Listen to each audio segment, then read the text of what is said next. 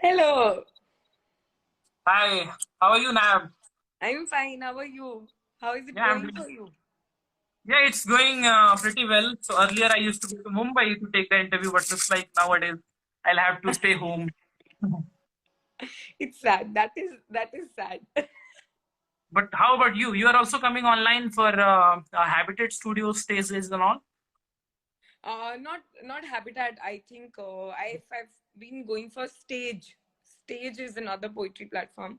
I'm doing some live sessions with fellow poets and all. But now live is also becoming like a danda because shows कैसे होते हैं 15 दिन में एक बार live is going like daily daily daily daily. So it's becoming थोड़ा सा because again that is the same patternization हो जाता है थोड़ा सा. So that is why when you guys approached me I was like it's going to be something fun, because I was just Right. But yeah. yeah, so I think you know about our show. Mostly we talk about your school life and your college Yeah, life, like how you yeah, were there as a student. So we'll yeah. start from your school. Okay, thank you. My school life was like really fun for my grade 11th and 12th, and Mm-hmm. उससे पहले I was just hustling, trying to fit in. I've been talking in fact पिछले कुछ lives से ना हम बहुत बात कर रहे हैं because इसमें everybody was asking that how did poetry begin for you. So basically, in 7th grade, I moved from a local school to a convent school. Okay. So I did not fit it into the convent. Like there were more proper people. I was very jhalli, you would say. मतलब एकदम झल्ला बच्चा.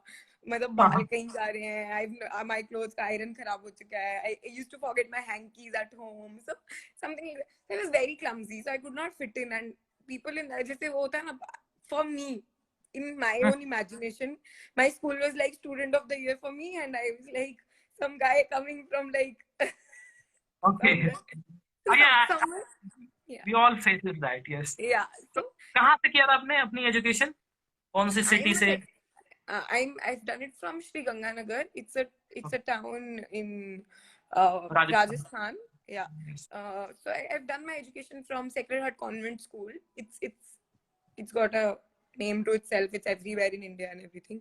So yeah, it was pretty. And back then, इतना fluency नहीं होता है. You cannot like properly speak in English and everything. So those were pretty hard. But yeah, my high school was super fun. Super fun. Okay okay, तो आप किस type की student थी? जिस तरीके से आप बता रही हैं ऐसा लग रहा है कि आप पढ़ने में बहुत तेज थी, फ्रंट बेंचर थी, टीचर्स की फेवरेट थी. हाँ, हाँ, मतलब मैं ये भी थी. पर मैं बहुत एट द सेम टाइम मैं बहुत शैतान भी थी. मतलब मैं डिसरिस्पेक्टफुल नहीं थी बट या आई वाज शैतान एज वेल. मतलब करती ओके. थी मैं पूरी. मैं अपने क्लास के लड़के बहुत पीटती थी. अरे बाप रे. मतलब मुझे भी लग रहा थोड़ा सा दूर रह के बैठना पड़ेगा. तुम तो सेफ हो गए ना आज लाइव में हो तुम. ठीक हाँ, लाइफ. बट एटलीस्ट डरा तो सकते ही हो. है. हाँ. मेरे मेरे स्कूल फ्रेंड्स में मेरे फेसबुक टाइमलाइन पे हमेशा ऐसा ऐसा पोस्टेड रहता था डॉन डॉन, क्योंकि मैं बहुत गुंडों की तरह से ऐसा कॉलर वॉलर ऊपर करके टाई नीचे करके ऐसे एकदम डस्टर फेंक फेंक के मारती थी. तो अच्छा. तो मतलब आप एक डॉन टाइप लड़की से एक ऐसी लड़की कैसे बन गई जिसने तुम खूबसूरत हो लिखना स्टार्ट कर दिया? एक्सेप्टेंस. क्योंकि तब ऐसा होता है कहीं ना कहीं you trying to fit in. So आप क्या करते हो, आप बहुत सारे रूप धारण करते हो in your school journey. Your school journey is like आप ढूंढ रहे हो कि आप हो कौन at the end of the day. And in fact I would like to share this little thing. उस टाइम पे बहुत हमें आदत पड़ जाती है लड़कियों को स्पेसिफिकली ऐसे बात करने की, कर रहा हूँ, जा रहा हूँ, in order to feel that that strongness somewhere. और हम हमेशा you are trying to be man somewhere. मतलब अगर आपकी मम्मी को आपको आपके लिए प्राउड भी करना है तो वो कैसे बोलेंगे she is like my son, if she is proud of you. Why why is that a thing. मतलब that is wrong. So somewhere in my journey around first year second year, तो जब वो रियलाइजेशन हुआ कि ये पूरा cycle गलत है, ये स्टीरियोटाइपिंग गलत है कि अगर आप स्ट्रांग हो तो आप एक लड़के जैसे हो. So you can be both. I am still the same person. मैं भी बहुत शैतान हूँ, मैं भी बहुत जंगली हूँ, but I've somehow accepted myself. So acceptance is the key, I would say. Right, awesome. I think that is good to know. आप उसके बाद जब कॉलेज लाइफ आपकी कैसी रही? कहाँ से आपने कॉलेज किया? किस तरीके की स्टूडेंट थी वहां पे? मैंने कॉलेज दिल्ली से किया है, आईपी यूनिवर्सिटी से। There is a college called BPIT, Bhagwan Parshuram. It was, मतलब इतनी इतनी फिल्मी कॉलेज लाइफ रही है मेरी।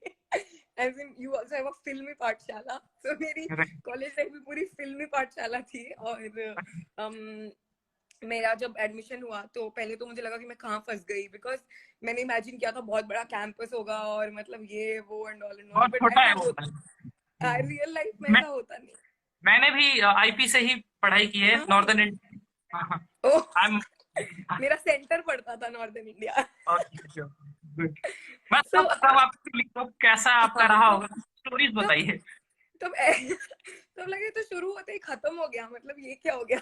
तो फिर उसका एक बेनिफिट ये भी होता है कि हर कोई हर दूसरे इंसान को जानता रहता है, तो you have more number of friends. And और मेरे कॉलेज में क्या था ना, अब शैतान, मैं लड़ाई खोर तो वहां पे भी थी। और मतलब आई वाज मोर ऑफ जैसे नहीं होता स्कूल, जैसे हाउस कैप्टन हो गया और ये करना है, तो हमेशा उस एंगल में भी फिट करना ही करना है, that I have to be the leader in the group, I have to, मैं बहुत कॉम्पिटिटिव हूँ।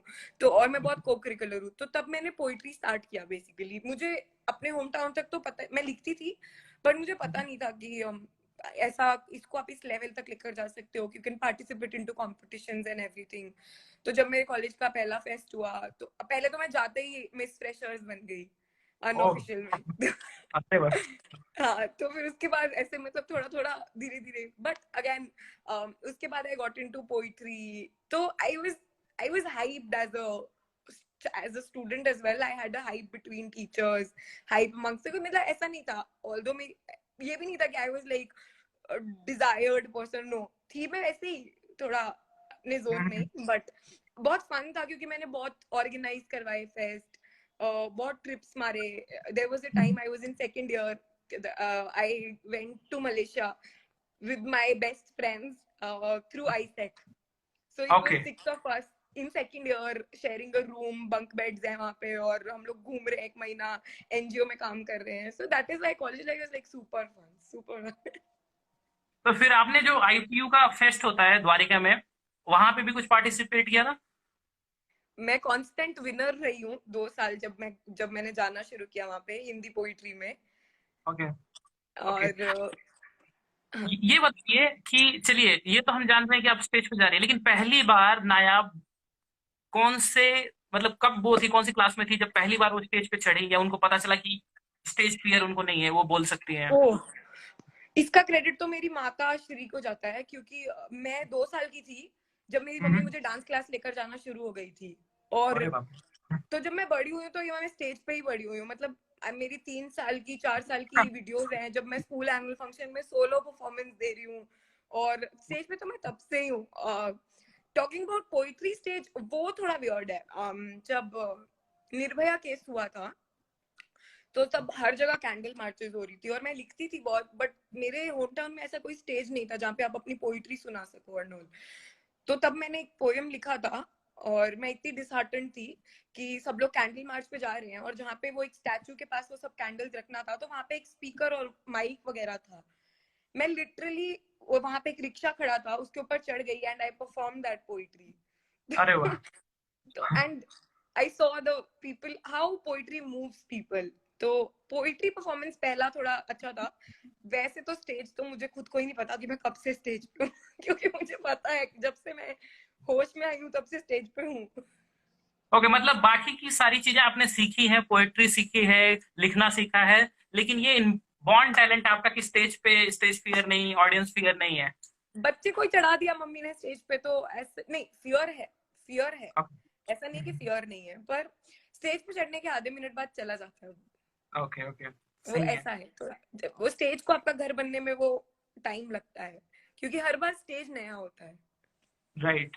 तो आप जय श्री गंगानगर से न्यू दिल्ली कब शिफ्ट हुई, और कैसा लगा आप एक छोटे टाउन से जब बड़े टाउन में आई पहले 8-9 महीने तो मेरी वाट लग गई थी। तो? ओके। मतलब लोगों को लगता था कि मैं राजस्थान से आई हूँ, तो मैं सीधा ऊंट ऊंट पे बैठ के डेजर्ट से आई हूँ। अच्छा। और मेरे यहाँ पे केबल नहीं आती, मैं गांव की लड़की हूँ तो मुझे इंग्लिश नहीं आती होगी। और ओके। मतलब बहुत बुली भी हुई मैं कॉलेज में। और आई स्टिल रिमेम्बर, मुझे एक बार दाल में नींबू डालना था तो लोगों ने मुझे उस पर भी बुली कर दिया। मतलब ये तो स्टैंडर्ड है, ये थोड़ी है कि दिल्ली में ये होता नहीं है। ओके, तो आप तो मतलब इंजीनियरिंग करने के लिए आई थी आफ्टर 12?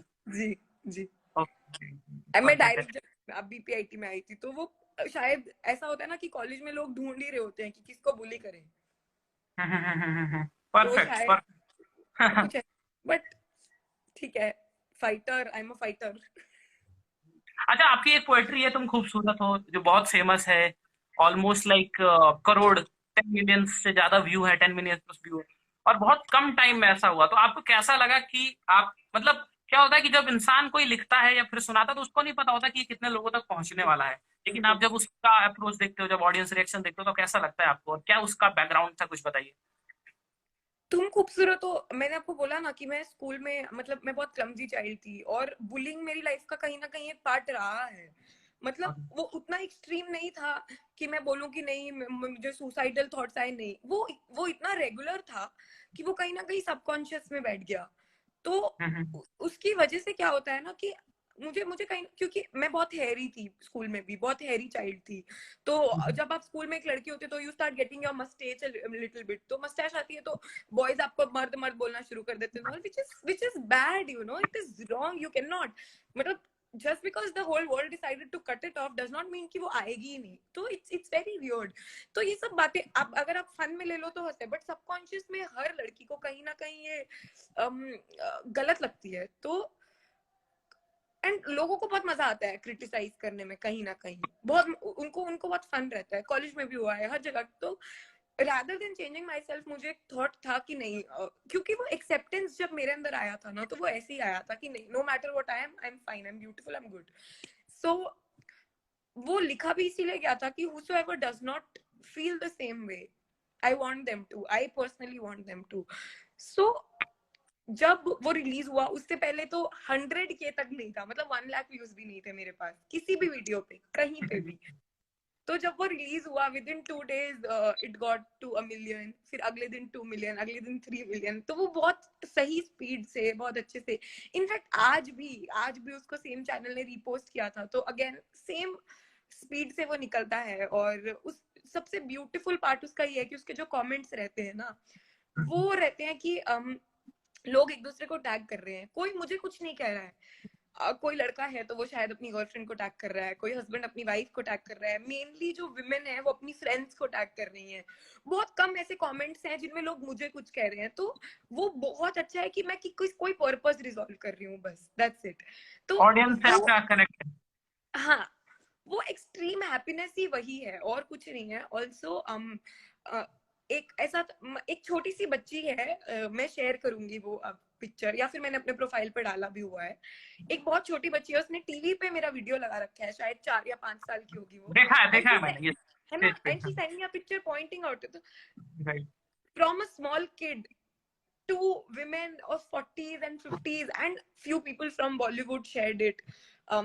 शरी भाशमी जी हैं, who is in Family Man with Manoj Bajpayee, उन्होंने शेयर किया और लिखा कि जाइए आप आज जाके किसी से कहिए कि वो खूबसूरत हैं।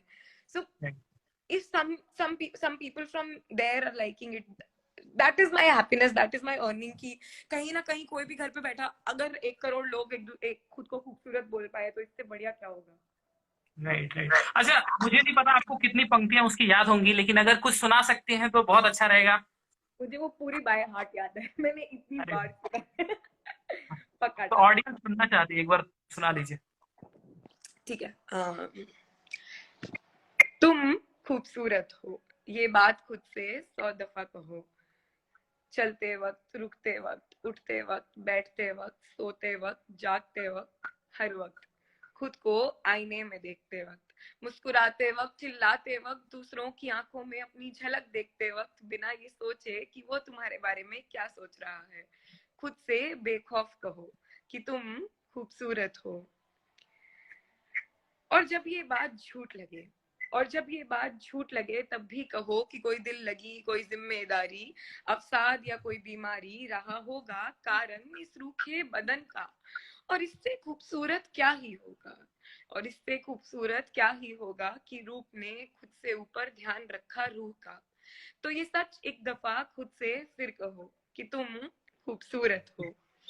तब तक कहो जब तक ये आवाज तुम्हारी जुबान से निकल तुम्हारे कानों तक पहुंचने से पहले तुम्हारे गालों को ये बताकर उठा न दे, तुम्हारी आंखों के गड्ढों में बैठ न जाए, तुम्हारे होठों की करवट बदल न दे, तुम्हारे माथे की सिलवटें हटा न जाए, तुम्हारे बदन के कन कन को बता न दे, तुम्हारी रूह में जब तक ये बात बस न जाए तब तक कहो कि तुम खूबसूरत हो।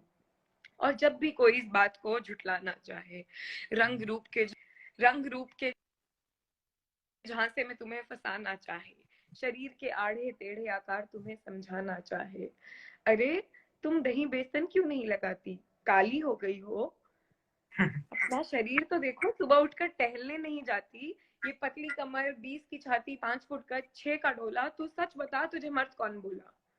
ऐसी हजारों बातें, ऐसी हजारों लाखों बातों से तुम्हें हर रोज है नीचा दिखाया जाता। मैं जानती हूँ ऐसा शारीरिक मजाक हमारा हर रोज है उड़ाया जाता। तो अगली दफा जब नीचा तुम्हें कोई दिखाना चाहे, तुम्हें तुम्हारी नजरों में गिराना चाहे, तो उनके करीब जाना, उनके करीब जाना, हाथ थामना या पीठ थपथपाना और उनसे कहना मेरी जान हम नहीं जानते, मेरी जान हम नहीं जानते कि तुमसे ये किसी ने कहा है या नहीं, मगर तुम खूबसूरत हो। मेरी जान मैं ये नहीं जानती कि तुम सभी से किसी ने ये कहा है या नहीं, मगर तुम खूबसूरत हो। ये बात खुद से 100 दफा कहो, हर वक्त कहो, कहते रहो कि तुम खूबसूरत हो। Thank you so much. Comments में भी तालियों की आवाजें आ रही है, कमेंट्स में भी तालियां बजा रहे हैं। Thank you. अच्छा, ये जो क्वारंटाइन पीरियड है, थोड़ा सा गियर हम चेंज करके, इसमें कैसा चल रहा है आपका? एक्चुअली ना मेरे पास हमेशा से ही बहुत कंप्लेंट्स थी कि ये मुझे ये करना था टाइम निकल गया, मुझे वो करना था टाइम निकल गया। तो मैं सोच रही हूँ कि टाइम आ गया। तो मैं 11th ग्रेड में थी और मुझे मैथ करना था। तो पर मैंने बायोलॉजी ले लिया था, मतलब तब ऐसा था कि डॉक्टर वॉक्टर बनेंगे और एक बार हर कोई भटक जाता है, बट और मेरे डैड चाहते थे कि मैं डॉक्टर बनूं, तो कहीं मैं उस इमोशनल चक्कर में फंस गई थी। तो अब मैंने मैथ का बुक उठा के मैथ पढ़ना शुरू कर दिया है और मुझे कुछ कोर्सेज करने थे, तो मैं मतलब मैं तो 100% यूज कर रही हूँ, क्योंकि इस टाइम में बिजी होना बहुत जरूरी है, बहुत जरूरी है, वरना कहीं ना कहीं एंजाइटी डिप्रेशन ये सब चीजें आ जाती हैं, फिर कोई राइट। मतलब नहीं है। और इनफैक्ट हर इंसान के पास कंप्लेंट होती है, यार टाइम कहाँ है, यार टाइम कहाँ है। हम सब लोग कहीं ना कहीं प्रिविलेज्ड हैं, मतलब जो लोग लाइफ पे भी आए होंगे ऑफ कोर्स वो तभी आए हैं क्योंकि कहीं ना कहीं वो फ्री हैं एंड ऑल। तो इतना प्रिविलेज है कि अपने घर में अपनी छत में सेफ है, तो कंप्लेन करने का फिर कोई फायदा नहीं है। तो कहीं ना कहीं मैं उस टाइम को यूज कर रही हूँ। राइट। और राइट। हाँ, प्लस जो लोग यूज करना नहीं चाहते हैं, अगर कुछ लोग रेस्ट भी कर रहे हैं, तो इस चीज को हम इंटरनल हीलिंग बोलते हैं। In a poet's words, resting is internal healing, क्योंकि कहीं ना कहीं जब आप रेस्ट कर रहे हो तो आपके अंदर चीजें सॉर्ट हो रही होती हैं। तो there is no need to have some kind of guilt or something like that. सुबह उठो, कुछ करना है करो, नहीं करना नहीं करो, spend time with your parents and everything like that. Right.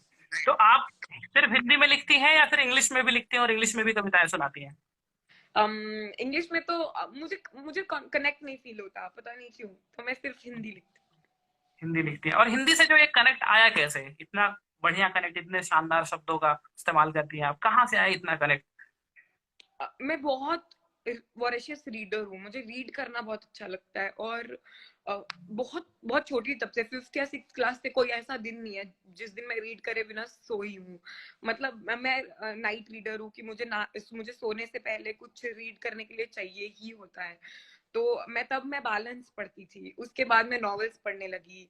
अब मैं मंटो को पढ़ती हूँ, मंटो जी को, या फिर रात इंदौरी साहब को। मतलब तो वो रीडिंग से शायद कहीं ना कहीं ये कनेक्ट आया है, क्योंकि और आप कोई भी चीज को अगर आप पढ़ते हैं तो आप उसके इमोशंस को बीइंग एन इंडियन हिंदी में ही प्रोसेस करते हैं। अगर आप इंग्लिश नॉवल भी पढ़ रहे हैं, बुक्स भी पढ़ रहे हैं, तो वो कहीं ना कहीं आप तक उसी लैंग्वेज में पहुंच रही है, तो बस इसीलिए। राइट। तो आप इंजीनियरिंग की किताबों को भी इतना ही दिल से पढ़ती हैं या फिर ये सिर्फ हिंदी के उससे है? मुझे फिजिक्स बहुत पसंद है, तो मैं फिजिक्स बहुत दिल से पढ़ती थी।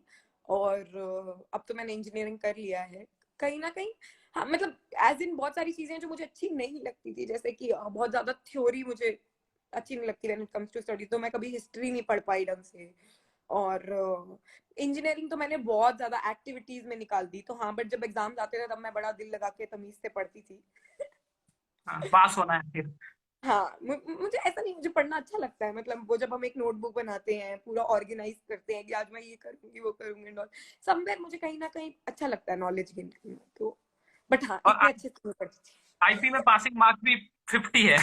हाँ बताओ, मेरा बैच शुरू हुआ उन्होंने 50 कर दिए। नहीं, ओके मेरा बैच शुरू हुआ उसके अगले बैच से उन्होंने 40 कर दिए। ओके ओके, उससे 40 है। मैंने 2015 में पास आउट हुआ था, हमारे साथ 50 था। नहीं, मेरा भी 50 था। मेरे से जो अगला बैच है उनका 40 है, मतलब 2018 पास आउट, मतलब मैं 18 पास आउट हूँ, तो अब उनका 40 है, पता नहीं क्यों। ओके, तो वो भी एक तकलीफ रही है हमेशा से। अच्छा, आप नानी नानी की कहानियां सुनाती हैं, तो मतलब लगता है कि जैसे आप बहुत बुजुर्गों के साथ बैठकर अपना बचपन गुजारी हैं, या फिर अभी भी बैठती हैं। नहीं, सच बोलूं तो ऐसा कुछ भी नहीं है। मतलब हाँ, मैं नानी नाना के साथ बहुत बहुत मिली जुली हूँ बचपन में, मतलब मैं बहुत उनको विजिट करती थी।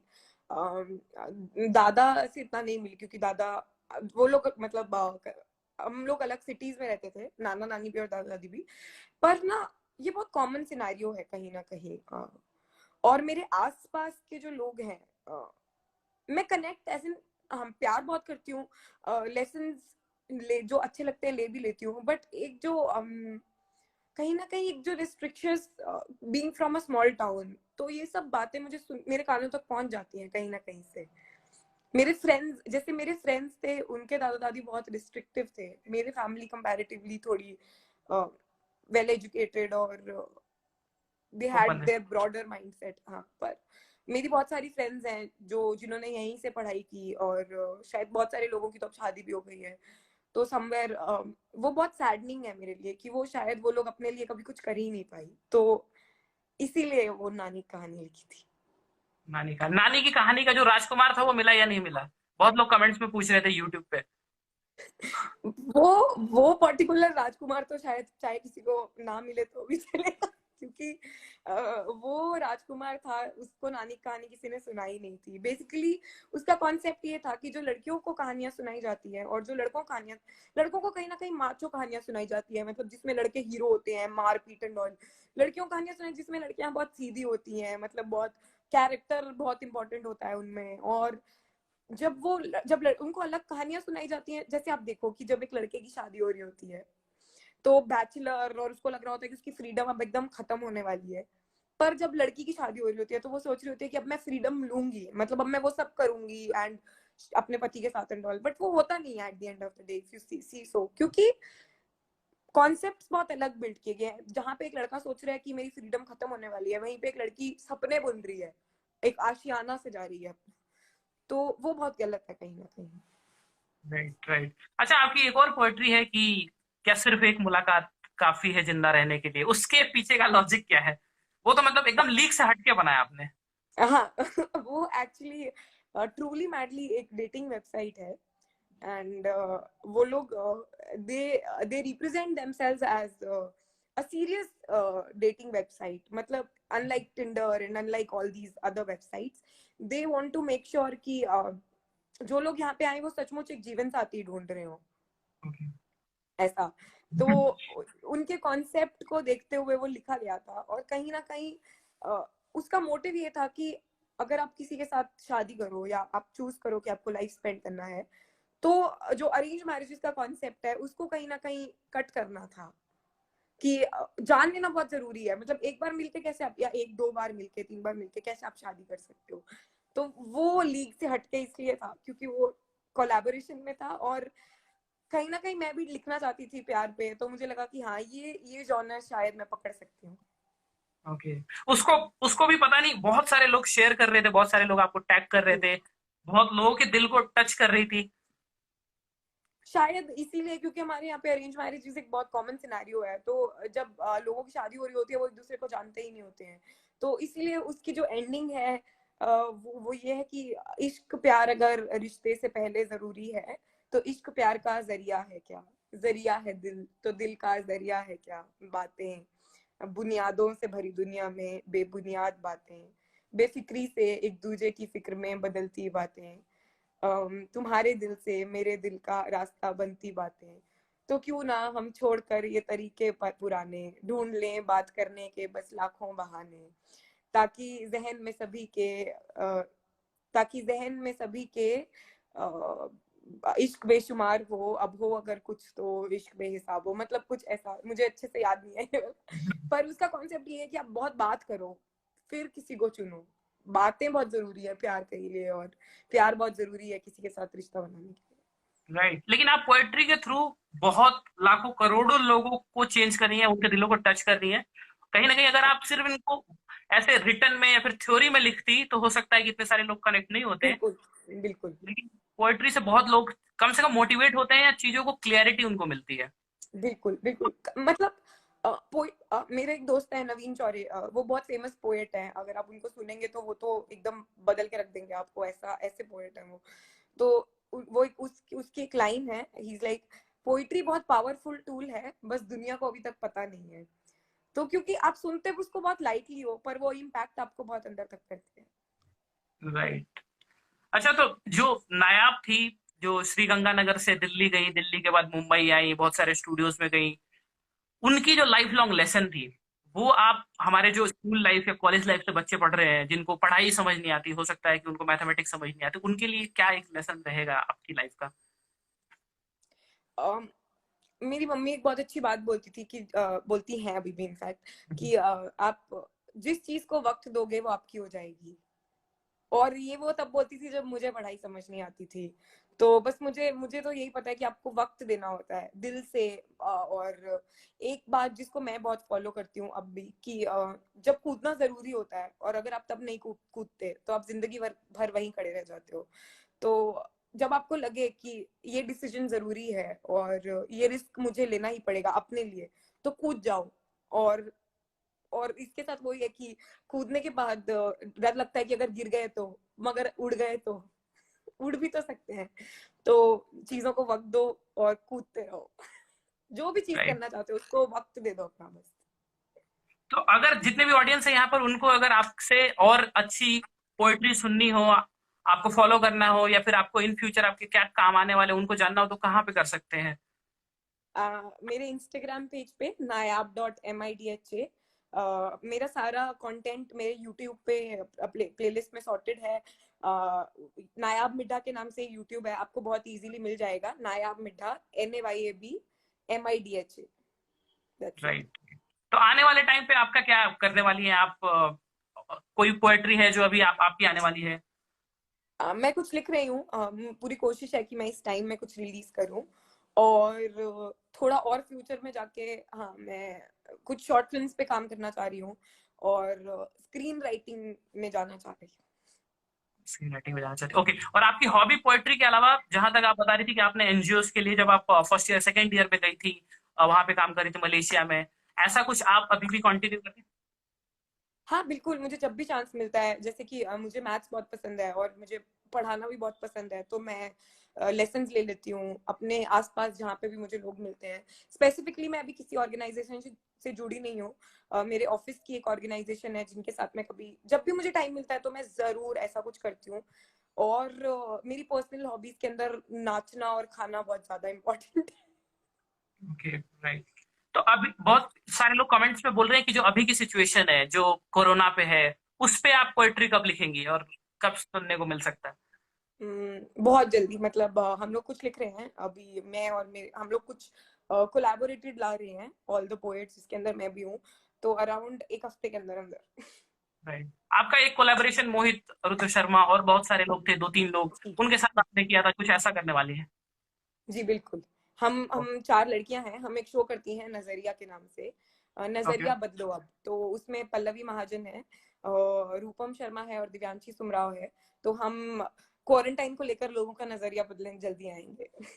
परफेक्ट। अच्छा, स्कूल लाइफ सबकी बहुत खूबसूरत रहती है। बिल्कुल। स्कूल लाइफ पे अगर आप कुछ हमारे लिए मतलब कभी लिखें तो यू आर मोस्ट वेलकम। पक्का। डन। मैं तो जरूर लिखना चाहूंगी। स्कूल या कॉलेज लाइफ के बारे में आप लिखिएगा, फिर हम आपको फिर दोबारा वापस आएंगे, लाइव लाइव सुनवाएंगे अपने दर्शकों को। Done done done, I promise. Thank you very much, बहुत अच्छा लगा आपसे बात करके। Stay thank you so safe. Much for having me, thank you very much, stay safe, bye. And all the best to you, and stay safe. आप सब लोग जो भी ऑडियंस में हैं, there are few friends of mine here as well. Hi Mridul and hello hello everybody, and सब लोग safe रहो एंड इस टाइम को अच्छी तरह से यूज करो, चाहे हील करो या ग्रो करो, जो भी करना चाहते हो। Thank you so much Vishal for having me. Thank you, bye bye, take care, आप भी बाय सेफ रहो। Bye. Yup yup, same to you too, bye. Thank you.